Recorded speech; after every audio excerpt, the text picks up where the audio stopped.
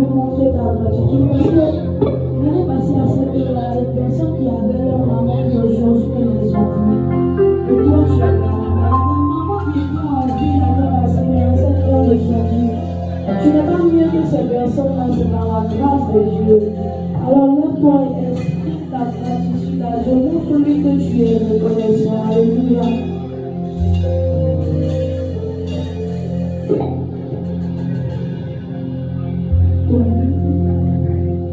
Ton nom est Yahweh. Ton nom est Yahweh.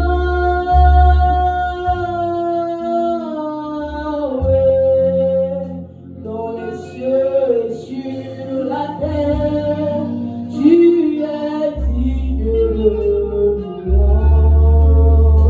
Dans les cieux et sur la terre, tu es digne de louange. Ton nom est Yahweh.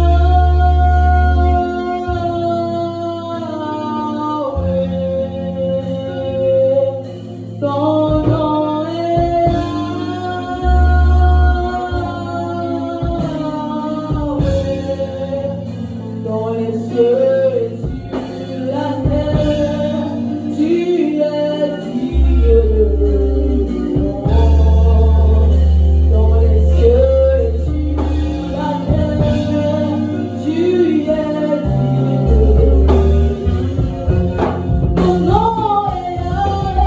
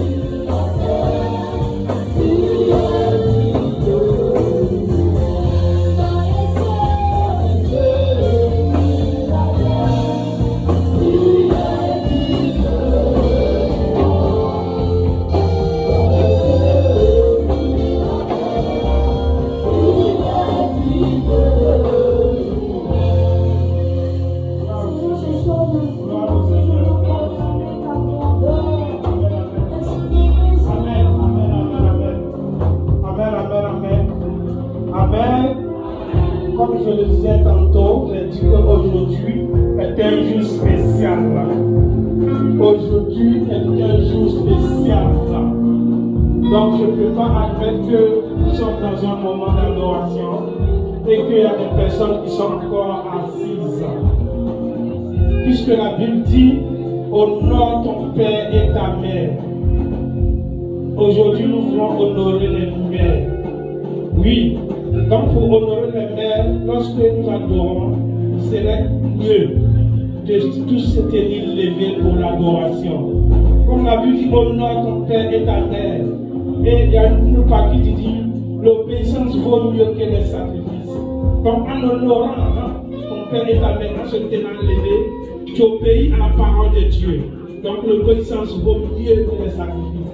Est-ce que, en faisant un lien entre ces deux versets, nous n'allons pas nous tenir levés pour adorer le Seigneur?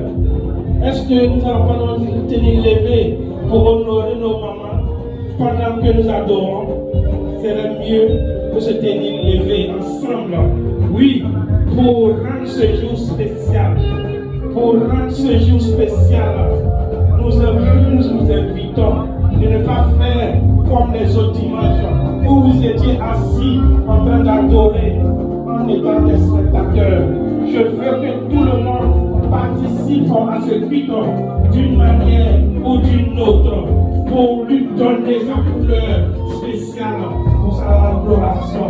On se tient levé tous et on continue dans l'adoration. On continue dans l'adoration, s'il vous plaît.